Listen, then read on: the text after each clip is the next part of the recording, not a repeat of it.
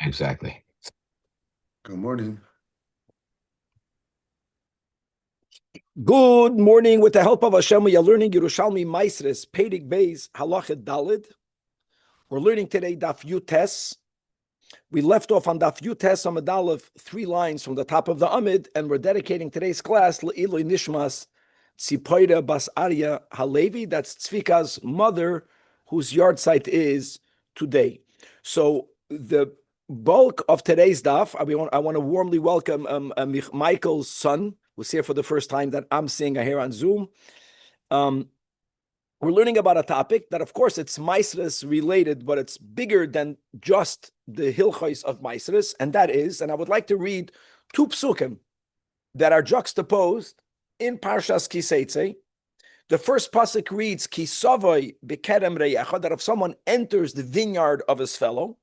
Interestingly, the word entering doesn't right away imply to work as a worker, even though it does refer to a worker, but leave that open for some of the comments we'll have today in the daf. So when you enter your fellow's vineyard, says the Torah, Ve'achalta anovim kenafshecha savecha, you can eat grapes to your heart's or to your soul's desire. Okay.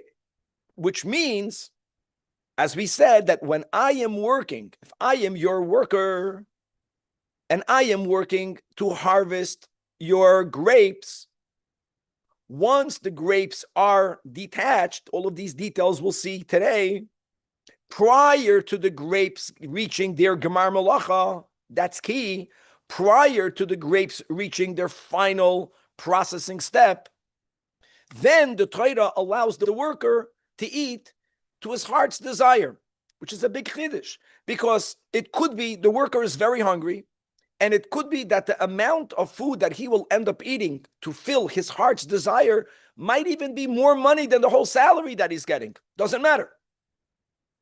Eloma, there's one restriction, the el kel yechol lo yisiteng, but the worker is not allowed to put the grapes in a utensil. That means he cannot take, I know it's not a lashon nekiah, he cannot take a doggy bag. He cannot take it home.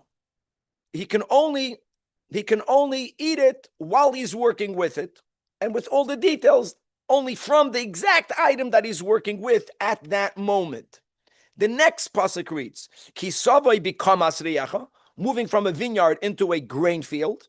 Kama means a standing grain field. That means he walked into the field, not when the produce is already detached. Both psukim speak about working with attached, right? Ki savai bikerem riyacha and ki savai bikamas riyacha. Standing grain, it's attached to the ground. Here again, the Torah says that the worker may pluck from the ears with his hand. In other words, even when he's eating, he cannot use a utensil to eat. He can only manually remove, kernel by kernel. For people that are not farm boys like all of us, just to be aware that when the kernels are in the standing grain and they're very, very fresh, they are edible. People used to snack on them, so we can eat on them. And here again, v'chermesh loy sonef al kamas riyacha. But when the worker is taking those little kernels to eat, he may not detach them with a sickle. Of course, he's using the sickle to harvest it for the owner. He's using utensils for his work.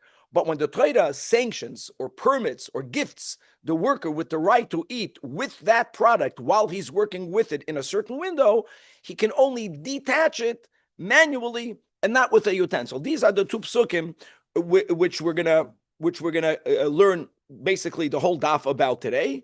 And one final pasuk, which is in the same parshas Kiseitze, but 2 prakim later, the Torah says that loisachsam shor b'dishoy, that when a person is using an ox to thresh, don't forget, grain that's being threshed is already detached.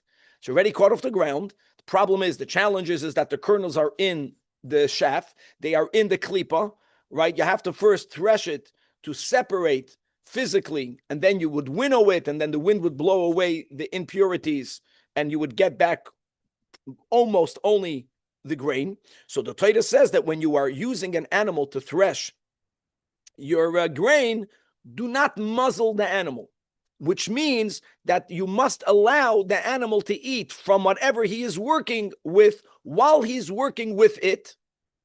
being that these two mitzvahs are very similar, whether it is a human worker, whether it is an animal worker, whether you word it in the negative, like the lav, or whether you word it in the positive, as we have over here, that the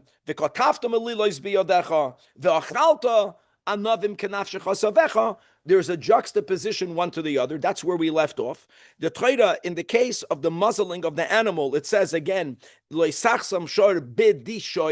while he's threshing. So we're going to continue in today's daf, 3 lines from the top of the Amid, learning 2 more limudim that we learned from the Daesh. We learned the teacher is the lav by the animal, and the student is the dinim of a worker being allowed to eat.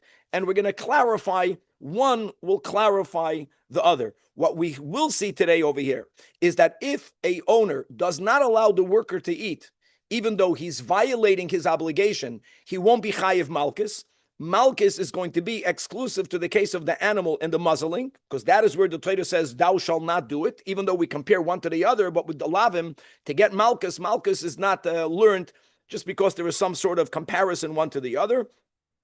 There's going to be on the side, the Gemara is going to emphasize it like a testament to the great significance of work, of how great work is, as we'll see a little bit of Agadata. We're going to have a whole limud. How do you know that the worker is allowed to eat when he's working with detached produce? Don't forget, both psukim that we just quoted was speaking about a worker working with attached produce, whether it is the vineyard, he entered a kedem, he entered kamas reyecha. How do you know that he's allowed to eat it when it's detached? How do you know, on the other hand, that even when it's detached, it's not like he can eat it forever? So as an example, if a worker today is working in a plant that's packaging apples, once the apples are fully packaged, the worker is not allowed to eat it. We'll see that the whole permit is only prior to that item reaching its gemar melacha. Is that subtracted from his time? The amount of time it takes him to eat throughout the day, is that part of his work time or it's not? It's part of the work time. In other words, in America, there's a concept of that you give a worker a time to eat. And breaks. We did It's called learn a meal about break. that. It's called a meal break. A meal break. Guys, we did have a meal break in Masechta Barachas, clearly. Right. And they would stop to eat lunch. But if I remember correctly, imagine even the Birchas Hamazon is shortened. Even the Birchas Hamazon, which is a bracha midairaisa, is shortened. So the worker should go back to work. Stealing time, right? Yeah, it's no hour off. You eat, and then you go back to work. I just want to say one nukuda again. Even though that there is a whole different way of learning the sugya, the way that Asherilio learns it, we are learning the whole sugya like the Maraful. They're coming back to Maisris, and why are we speaking about all of this? Because being that Mekach is one of the Shisha Devarim that are Keveila Maisris, after a exchange happened, you cannot even eat achilas arai. So the vart of the Mishnah is that when a worker is using his biblical rights of eating while he's working in the right time, even though one might have thought that it should be viewed as a sale, because it is a sale, because he's working and in exchange he's getting that right. Even if he stipulated to get the right, or just by the fact, even just because the Torah gave him the right, you would think, so what? It's still called Mekach. So the chiddush of our sugi is that it's not called a Mekach. That which God gave to the worker is not going to be viewed as, those grapes are the workers because of some sort of exchange, and therefore he should not even be able to snack. No, he is able to snack. And indeed, that's what the Torah is saying. V'achalta anavim kenafshecha sovecha. He's allowed to eat it. Interestingly, again, people were asking, how do you define a snack? So, like I mentioned yesterday, snacking does not mean that you're not eating till you're full. Snacking means that you're eating in a way that you're not sitting down and having a meal. It's becoming clearer. A person is just constantly, while he's working, he's taking a grape, he's eating a grape, he's eating a grape, he's eating a grape. If he'll do that for 2 hours, he's going to eat, if you want to use calories, if you want to use grams, he'll be eating a lot of food, he'll be full. But it's still called a snack. He didn't have a meal. Okay. And I'm sure we'll have more that will clarify further the definition of a snack. This is the daf today. Daf Yotes Amud Aleph, 3 lines from the top. Daesh, Leisachsam Shor B'dishoy, comparing the positive right that God gives the worker, which also means that the worker should not be muzzled. The worker should be able to eat. And the explicit lav on the animal teaches us dayish. Again, the teacher is the lav by the animal. The student is the grant to the worker that ma dayish miyuchet. Just like when an animal is threshing, that item, which is the grain, is not yet a final product. It's dafke. Davar shaloi nigmar malachtoi. This is very important. So af kol davar shaloi nigmar malachtoi. So too, when is the worker entitled to eat while he's working? Only when he's working with an item that's not yet fully completed. And what will we exclude? Yatza haboidel b'tamarim or v'hamafared b'groigeris. So whether you have dates that got stuck together because they were pressed together in a cake, or whether you have figs that we keep on learning that were dried and also pressed together in a cake. And there is a type of work to add the longevity or the freshness of these cakes. At some point, breaking them open, cracking them open is to their benefit. Now, these items are edible the way they are. So if someone hires a worker to open up, to split open these cakes, which is somehow beneficial, it's just going to allow these cakes to last longer. Being that he was hired to work with something that's already completed, the worker may not touch it. You're not allowed to eat it. Or another example, v'hayayin mishiyakapa. This, whoever remembers when the Mishnah gave an example, when the Mishnah was speaking about what's the gemar malach of wine, really we said it's a machlekes tanoim. Our sugya holds that when the wine, remember the whole gas, so you have the gas al yoina, you have the tzinoid, then you have the boir. And when the wine falls into the boir, I don't know how long it takes, but at some point the sediment rises to the top, and you skim off that sediment. Once you skimmed off that sediment, according to our Mishnah, the wine is a finished product. What happens if someone was hired to take the wine from the boir after it's skimmed and to put it into barrels? Or let me go into the Tana that holds no, that after you put it into the barrel, there again, there's another birur and some more sediment rises to the top and you skim it off the barrels. Okay, barrels is big. What happens if someone is hired to take it from the barrels and put it into jugs? In other words, if someone is working with an item that's already halachically gemar melachit, so for example, benegeya hilchos maisros, it reached a place that if this will be merchandised, you may not even have an arai, however halacha defines gemar melacha. Or if someone is hired to work with oil, when after mishayeted leuka, similar, after it already is no longer cloudy, after the sediment of the oil went to the bottom, and the job is to take the oil from the uka and to put it into a bottle to sell it. In all of these cases, the worker may not have it. A worker is only entitled prior to the gemar melacha. Weiter, another limud that we learn because of this comparison between the lav of the muzzling of the animal and the commandment or the obligation of the owner to allow the worker to eat while he's working. Dayish. Ma dayish miyuchad shaloi ba lezikas hamaisres. Now, zikas hamaisres and gemar melacha, are they not the same?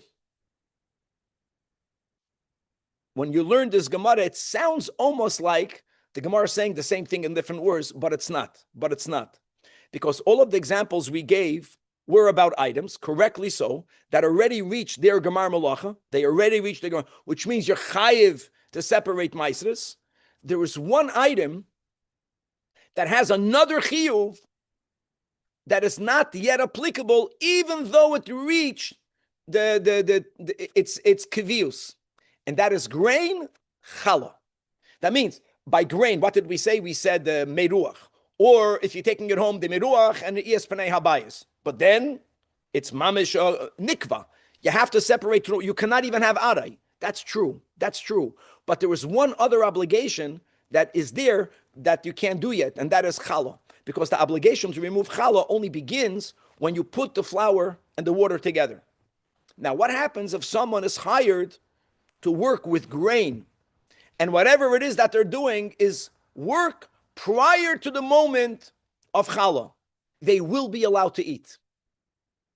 So that's why you need to have this fourth limud, because the rule that we had in today's first limud, which is really the third limud that we learned from Dayesh, that once it's nigmar malachton, you no longer can eat, is not accurate exactly by grain.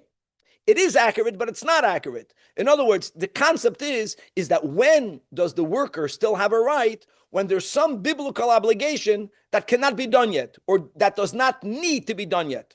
So by grain, there's a longer amount of time. Now, if a worker is hired to take dough that was already initially mixed, and his work is to properly knead it, that is where he can eat from that time onwards. But if he's doing a job which is prior to that, even though it's nigman malachle, by grain, the worker is still entitled to eat with whatever he's working with. But the grain becomes the dough. So is there a process where the grain is done and he can't eat, but then it gets further worked and then he could eat and then he can't eat? From my understanding, we don't do that, Danny. By grain, we wait until the chiyuv of challah. So he could eat the whole time? No. If someone is hired until the dough is made and he's shaping it. Yeah, I can say, we're going to see over here that people were hired to knead it. Then the worker that's kneading it was not hired to mix the flour and the water. That is easy. In other words, let's say I mix the flour and the water, but I want to knead it properly. Once it's now, he cannot eat. Now let's just read it, Vlad. Yes. I'm confused at one point here. We're talking about, it backs up a little bit, the fig or the date cake. Yes. Why is it finished when it's a cake? Don't we need to open it? No. Normally, Vlad, the opener is the consumer. The cake is the packaging, and then he's saying there are times I'm not that familiar with it. I'm a seller, and I have cakes, and I didn't sell it in the first week or in the first month. At some point, I need to do something to it to make it last longer. So if someone was hired for that, he no longer can eat. Okay. In other words, instead of using the words Gemar Malacha, Zika Samaisis means there is any type of lien of any sort of obligation. And the word Maisid is a very generic word. It really is referring to Challah.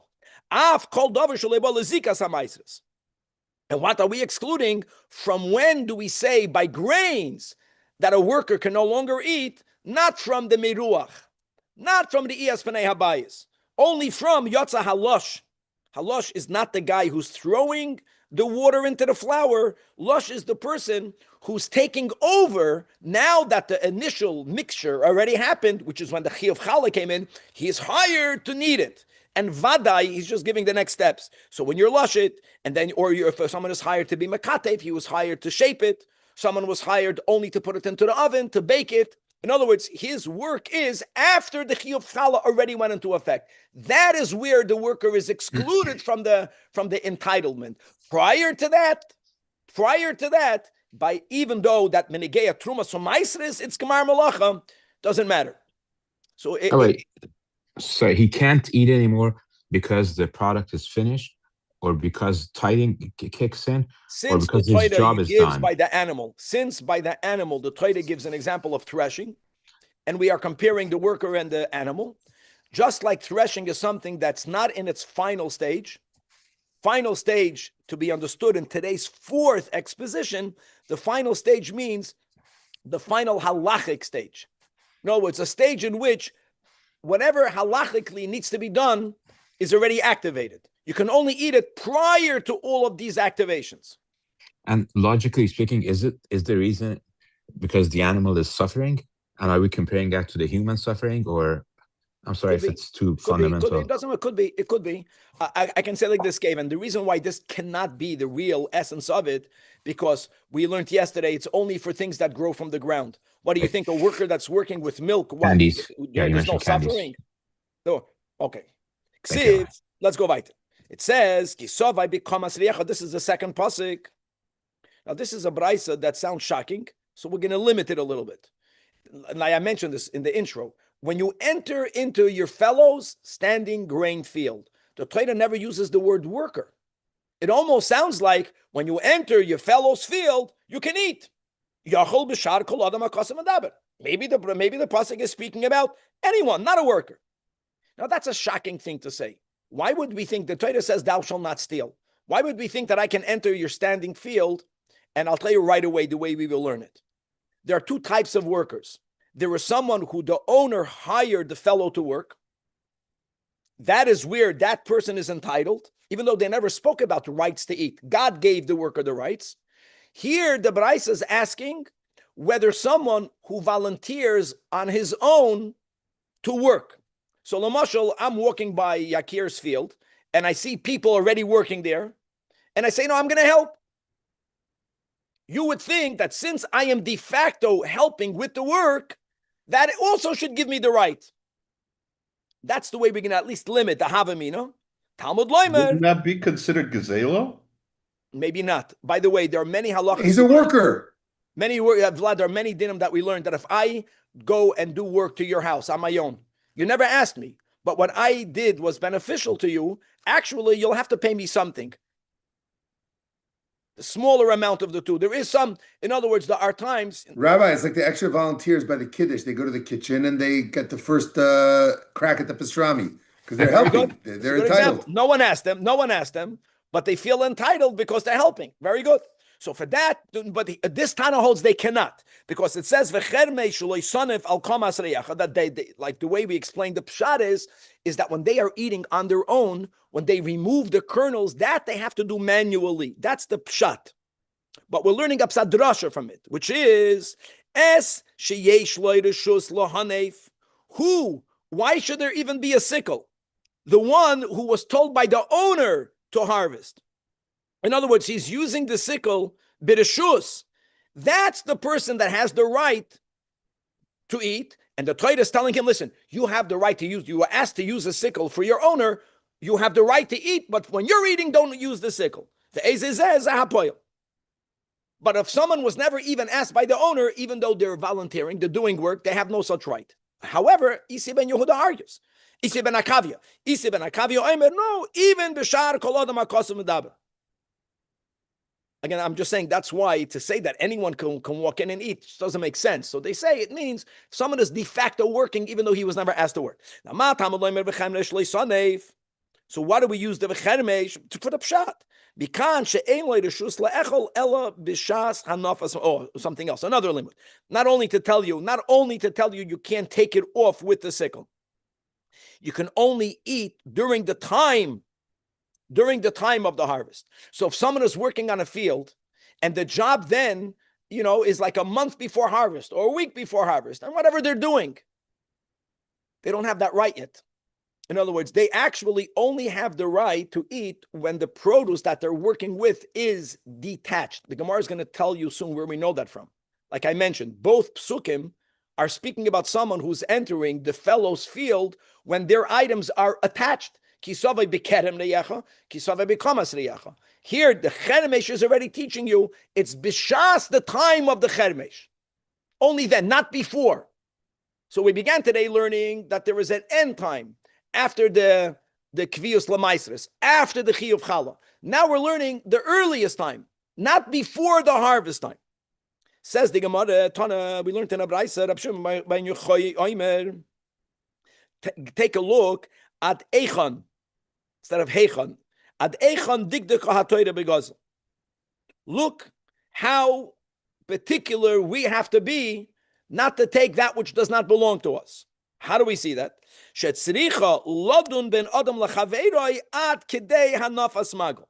God gave the worker the right to eat during that window. Nevertheless, the Torah is saying he's learning the pshat. When the worker is removing for his right, for his entitlement, a couple of kernels, don't remove it with a knife. Why not? I'm going to tell you something. If the worker would have the right to remove the kernels with a knife, he would end up picking or eating a bit more. The fact that he can only eat it manually, that limits the amount that he can eat. Even though, of course, he can eat and eat and eat and eat and eat and eat, but there's less. Now, if Gezela wouldn't be such a serious thing, God wouldn't have cared. Once you are entitled, eat like this, eat like that. Imagine you invite a guest and you tell him eat with a small fork, not with a big fork, because you want him to eat. You don't do that. God is doing that. Why? Because if I am taking anything beyond what I'm allowed to, I'm entering Gezela. And furthermore, says Rab Shimon Bar Yochai, b'toich kach, from these laws, we also know how great is the significance of working. It's called Gedoy Lamalach. Where do we see that? For sure means that the final drop in the bucket, the Torah writes, in Parshas Noach. I know that there was many other horrible behaviors, but what was the Makkah b'Patish? The Torah says, because of the chamas. Chamas means the theft. So you see how much theft is provoking to God Almighty. Nevertheless, when a worker is doing his work, he's allowed to take. How is he allowed to take? He's stealing.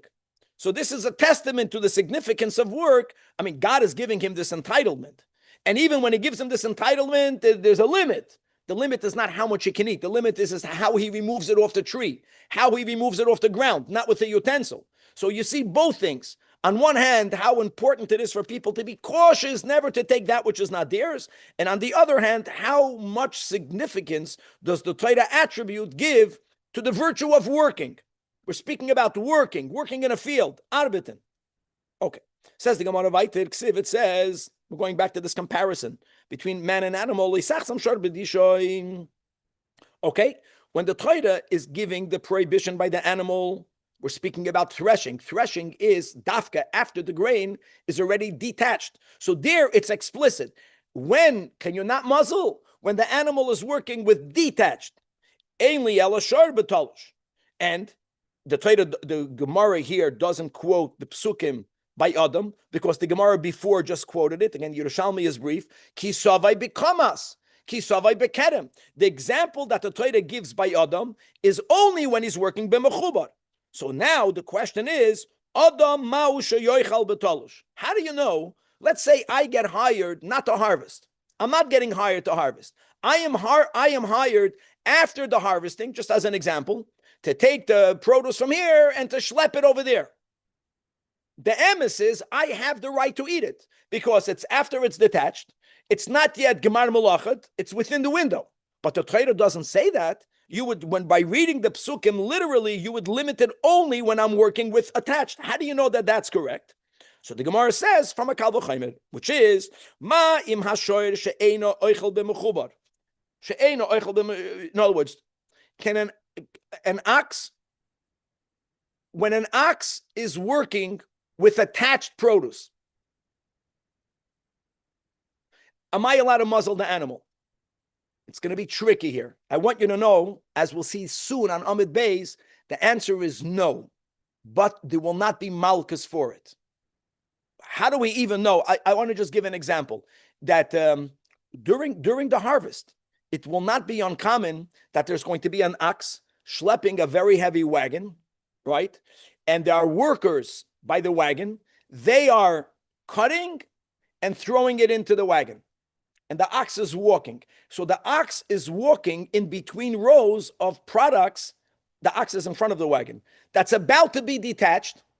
And workers are detaching it and throwing it into the wagon. Is the owner allowed to muzzle the animal? The real answer is he's not allowed.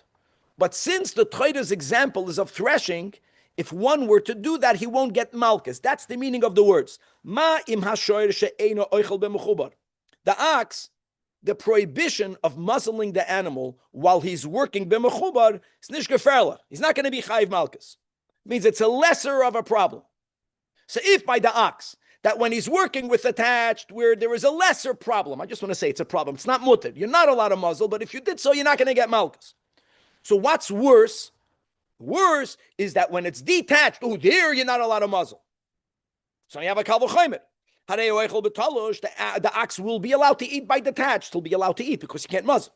So Adam, the fact that the Torah already allows the worker explicitly to eat when he enters bekamas, when he enters bekedem. So detached is even, for sure he can eat. Is Einer Din that even if his whole job began after it was detached, he's not entering bekamas reyecha. He's entering, like I told you, he's entering already the factory. He's already entering a place where the grapes are detached. But his job is to do something prior to the Gemar Malacha, then for sure he's entitled to eat. Daf Yutes Amid Beis. Now,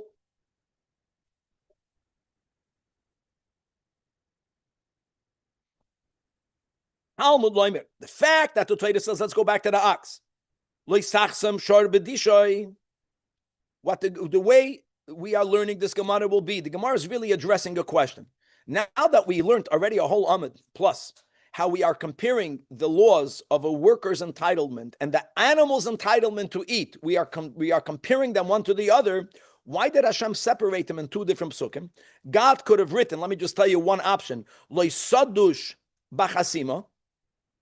While there is threshing, there shall not be muzzling.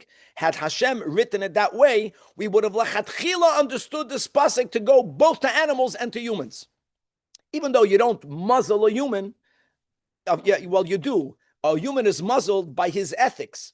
In other words, if he will not be allowed to eat because it's called theft, which is what you would think, it's not mine to eat, I'm muzzled. And for that, the Torah writes, no, lo yisadush b'chasima.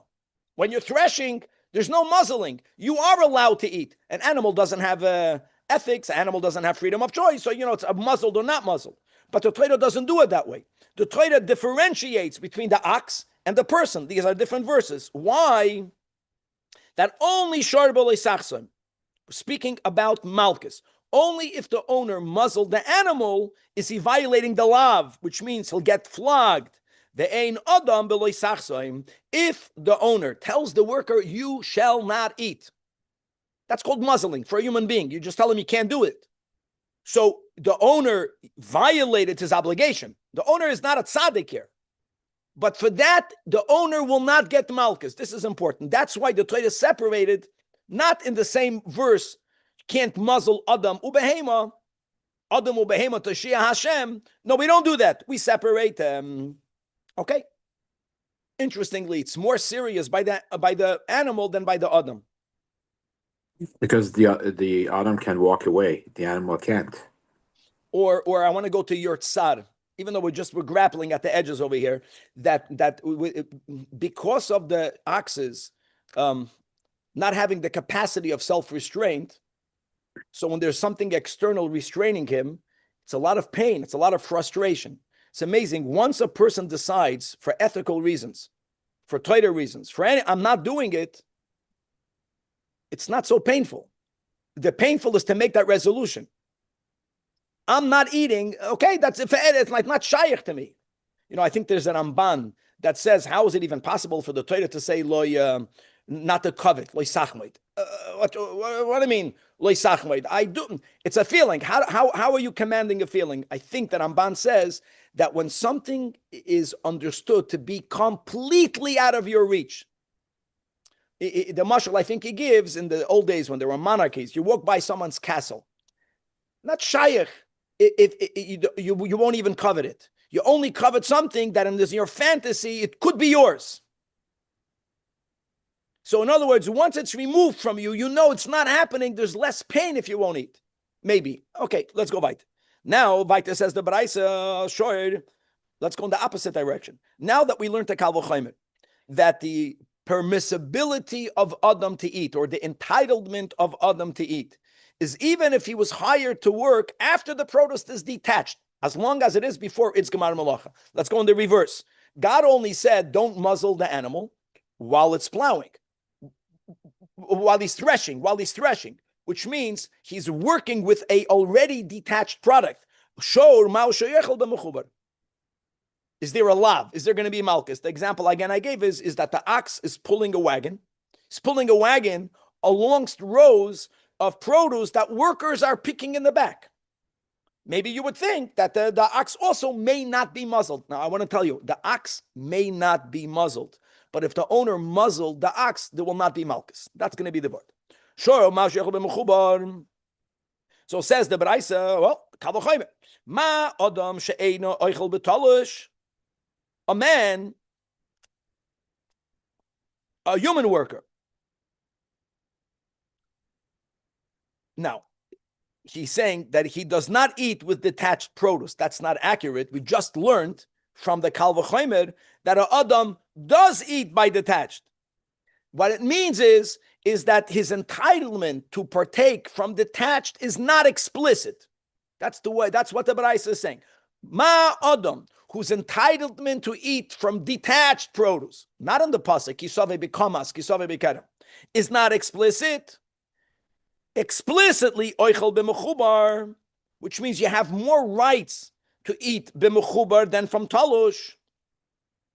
Showed that by the Torah gives the ox explicit rights to eat b'talush, for sure, einoy din, that he should have his rights to eat b'mechubar, which would mean you may not muzzle it.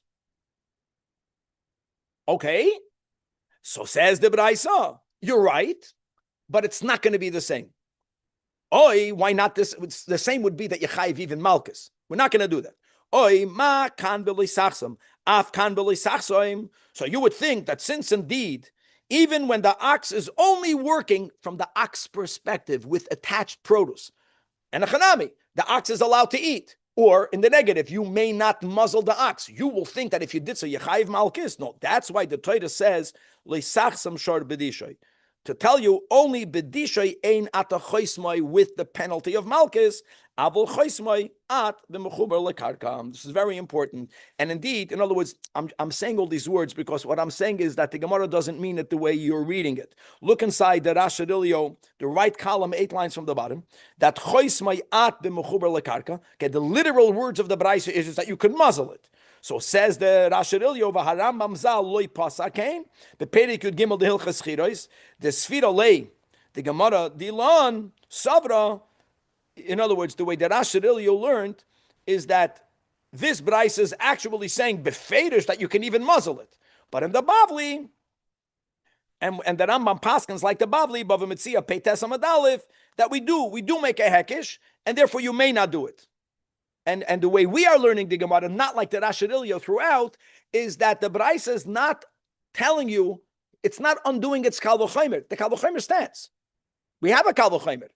The only question is, are you violating the lav, malchus? For this, the Braisa is saying, no, but the malchus is only when it's detached. And going back to Kevan, maybe there's some sort of more frustration. Maybe there's more frustration when the food is already detached. The animal, he doesn't even have to uproot it from the ground. Like when you're going horseback riding and then your horse is constantly eating from the attached. That's the whole thing is one big tzar balachayim. You're kicking the animal, you're not letting him eat. I don't know how many love in your over. You're being mazik your body, but you're making someone in your family happy. Maybe that balances all out. All right.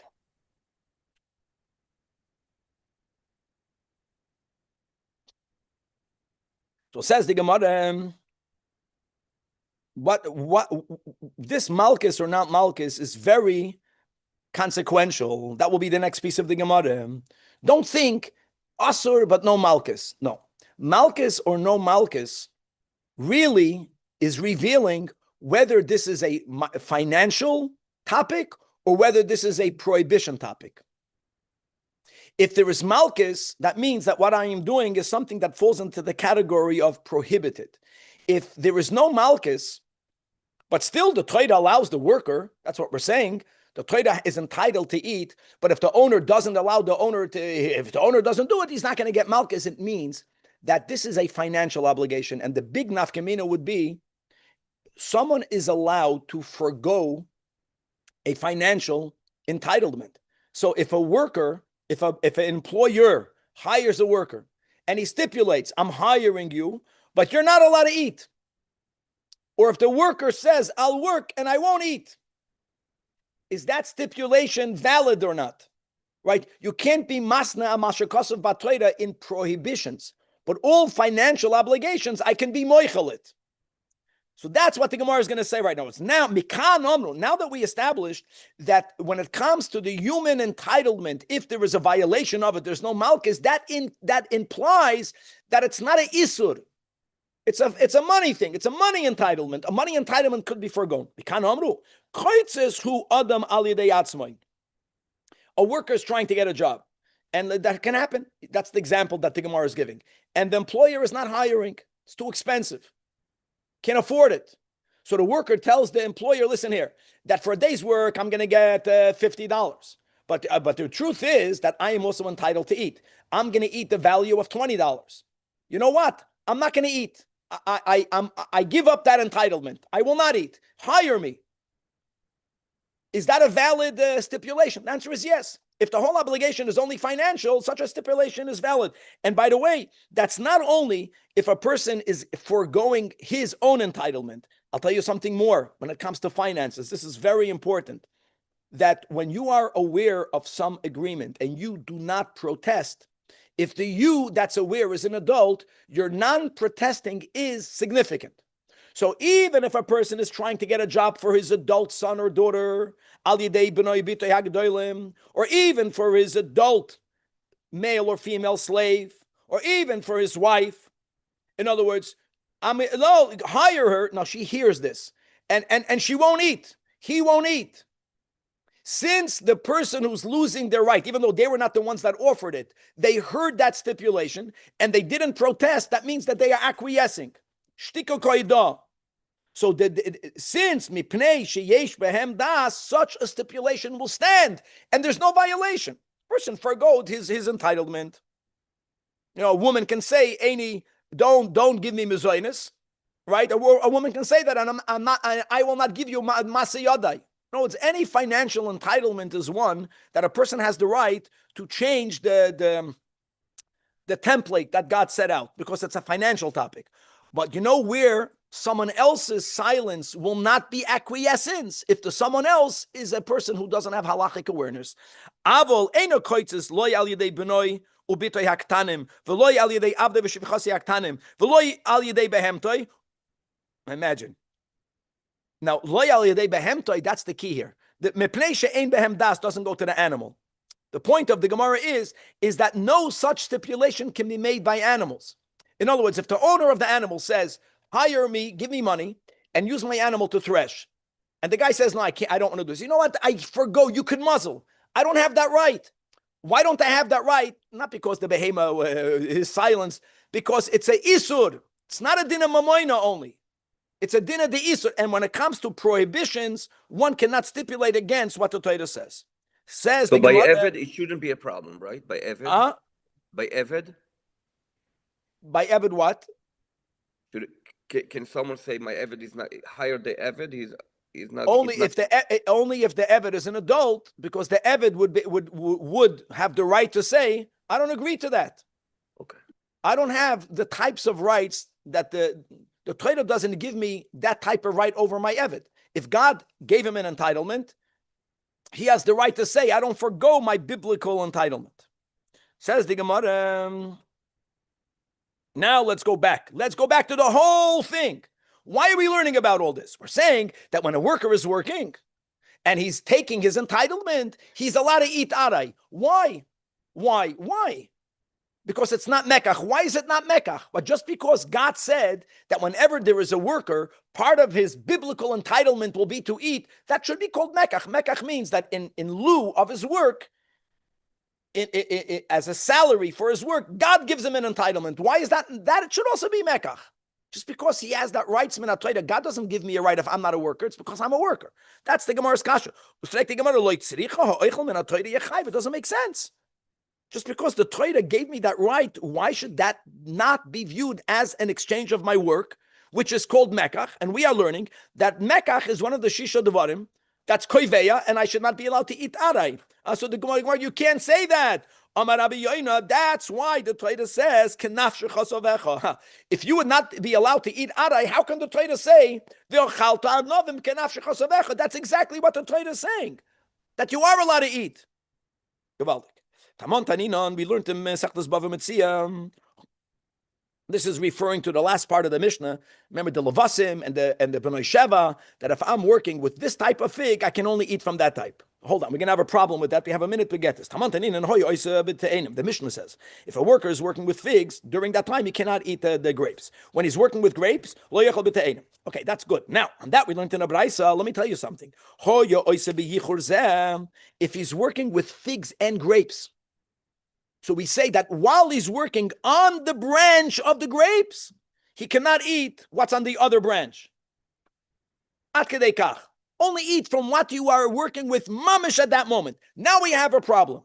Our Mishnah is not telling you anything novel. Why did we need to learn in our Mishnah that if you are working with Lavasim, you can't eat B'nai Sheva? If you're working with B'nai Sheva, you can't eat Lavasim. What are you talking about? We learned in the Mishnah Bava Metzia, when you're working with one branch, only eat from that branch. That means even in B'nai Sheva itself, you can only eat from the figs of that branch. Of course, you cannot eat with the Lavasim.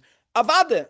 The Gemara says, no. What would happen if you have Lavasim and B'nai Sheva growing on the same branch? That's why you needed our Mishnah. From Bava Metzia, we're telling you can only eat from what you're working with, which means mamish from deer. Here we're saying, beautiful. Nevertheless, since they are two different types, you can't work from it. Now, Kisiv, it says, but again, like we had just before, Kisavi doesn't imply a worker. Kisav, when you're entering, you would think if I'm volunteering work, I should be able to take the grapes. Don't put it in your utensils. We learn a drush that who are we speaking about? We're speaking about someone who is occupied putting grapes in the employer's vessels because he was hired. So you were hired to put it in his vessels. You don't put it in your own vessel. Someone who was hired to put it in someone else's utensils, and that's speaking about a poil, which means, we're going to stop over here, that if I am volunteering to work on someone's field, I don't have any right to eat